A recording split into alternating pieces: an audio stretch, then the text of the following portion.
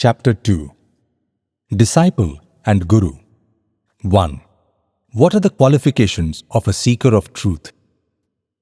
A true seeker must have the below 4 qualities, and those possessed with these 4 qualities can qualify to earn the grace of the Guru and attain the ultimate realization of one's divinity. Viveka, discrimination between the temporary world and the permanent divine self. Vairagya, detachment or dispassion towards the world and the worldly distractions.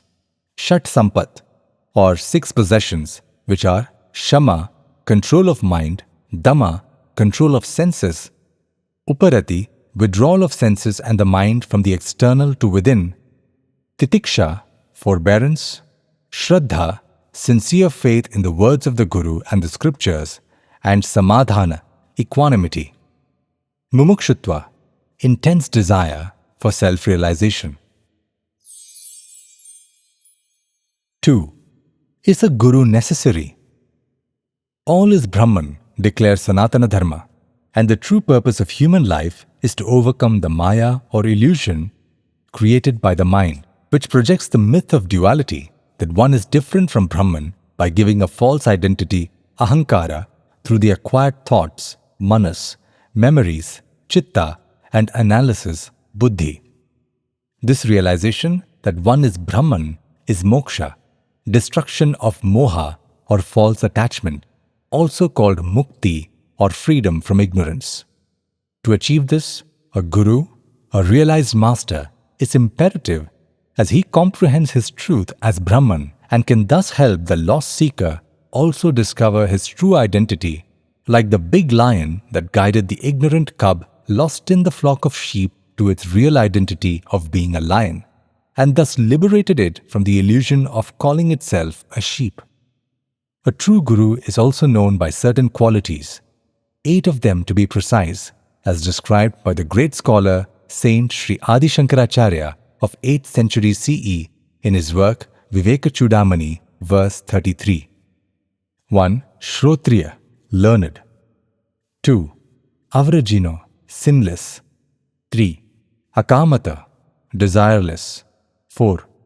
Brahmavittamaha, knower of Brahman. 5. Brahmayuparataha, withdrawn into and abiding in Brahman. 6.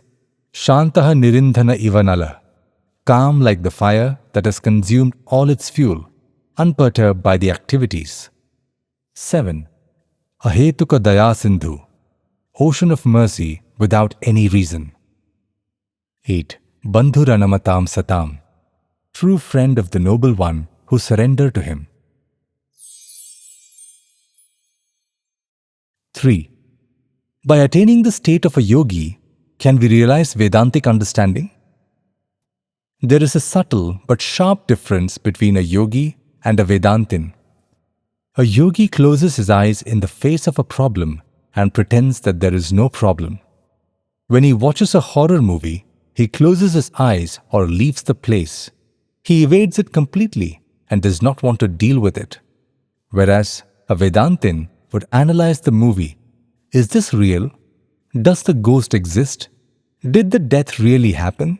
He will keep his eyes wide open, analyze, discriminate between the movie and screen, and will arrive at the conclusion that the screen is real, but the movie is unreal.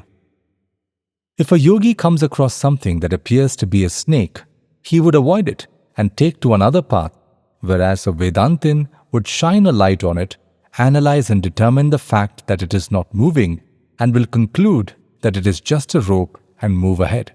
Therefore, all the different types of yogis cannot be equated to a Vedantin, but yes, they are in the path of progressing towards attaining the state of a Vedantin. A yogi is someone who has shunned the world by closing his eyes, but a Vedantin operates in the world, albeit with a clear understanding about the nature of the world that is just a projection of his own self. That knowledge sets him free. 4. Just by believing in what a guru says, can I cross over the ocean? Once, a very young milkmaid had to bring milk from one side of the river to the other for her guru. Every morning, she would bring this milk by boat and would offer the milk to the Guru, who would use it for his daily worship.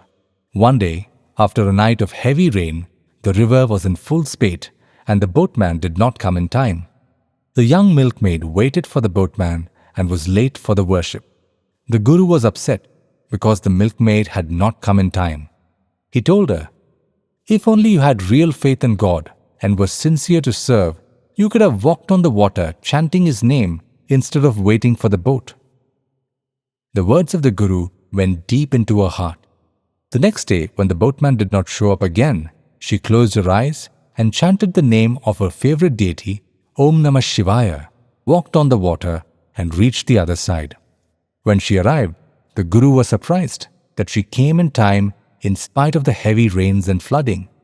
"How is it that you're here today, on time, when the boatman has not yet come?" he asked. She replied, "You told me yesterday that if I really had faith, I could have walked on the water. So today, I walked on the water and arrived." This Guru, who spoke such words of faith, did not have faith himself. He asked, "What are you talking about? Are you out of your mind? How can someone walk on water?" She responded, "I chanted Om Namah Shivaya and walked on the water. That is the truth." "Let us see if you can walk back on the water," challenged the Guru, and went with her to the river. The milkmaid very happily repeated Om Namah Shivaya, walked on the water and reached the other side. The Guru thought that perhaps he could also do the same. So he chanted Om Namah Shivaya and stepped forward, lifted his dhoti, pulling the cloth up so that it would not get wet. The very next moment, he went underwater. He would not have had to lift his dhoti at all if he had had the faith that he would not drown. If he was going to walk on water, how could his dhoti have gotten wet? It turns out that the Guru did not have faith, but the disciple had faith. The truth is truth, no matter from whose lips it is spoken. When the Guru himself tells you that you are embodiments of divinity, you better believe it. Just repeat to yourself, "I am divine, I am divine, I am divine, I am divine." Keep telling this truth as many times that you forget the untruth that you have learnt so far. See, you're all very fortunate because at least there is somebody to tell you this truth. Whether you believe and follow it or not is up to you. 5. What is complete faith, sraddha?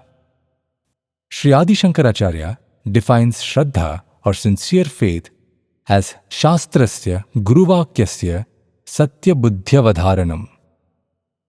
To believe completely and firmly in the scriptures that teach the truth and in the words of one's Guru is true sraddha or complete faith.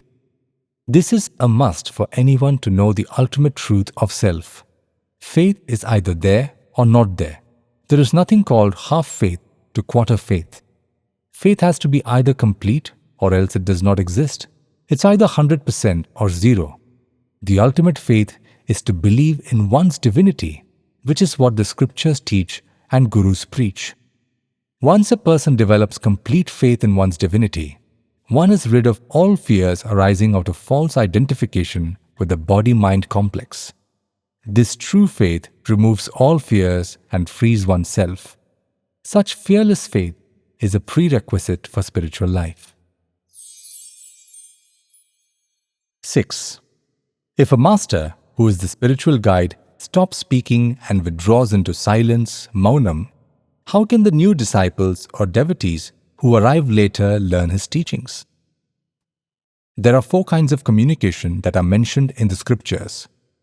The lowest type is vaikhari, spoken language, which is how most of the people communicate.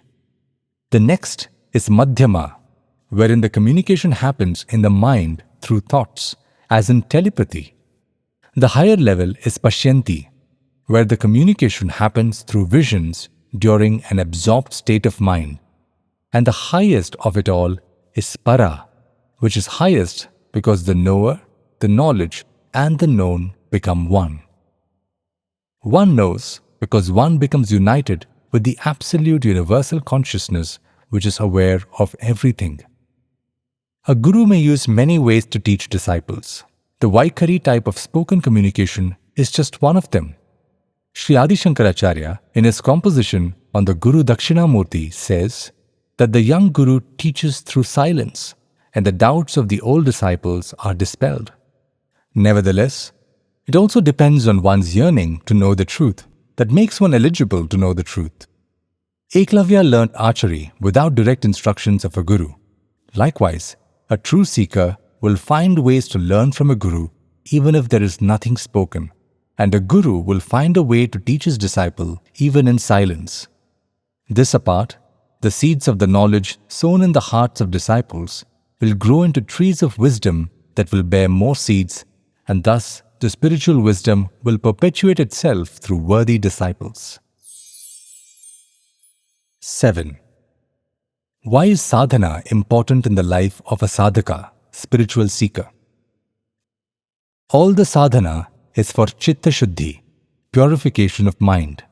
Primarily, a spiritual aspirant should try to cleanse his mind of the three faults which act as a hindrance for the truth from revealing itself: mala, dirt; vikshepa, distortions; and avarana, veil. For example, to see a reflection in the mirror should be clean of dirt and dust. It should be free of any distortion, otherwise one may see something else and not the truth. And finally, it shouldn't be covered with any cloth. Mala is all the impurities of the mind like selfishness, anger, hatred, lust, etc., which are born out of one's individual ego. One can get rid of it by continuously performing karma yoga or selfless service, by offering every single act to God but thinking about others more than oneself. Vikshepa is all the imagination due to the preconditioning of the mind leading to faulty conclusions or understandings. It makes one believe in something which does not even exist. For example, during twilight, one may mistake a rope to be a snake. Only when the light is thrown on the object, the truth reveals itself. To get rid of this, one should walk the path of bhakti yoga, which is to pray to God to bestow a pure mind so that one can see divinity in all. Finally, because of the continuous purification of the mind, Jnanodaya, dawn of wisdom, will take place and avarana, veil of maya or body consciousness, will fall off, revealing the true self. This is spirituality.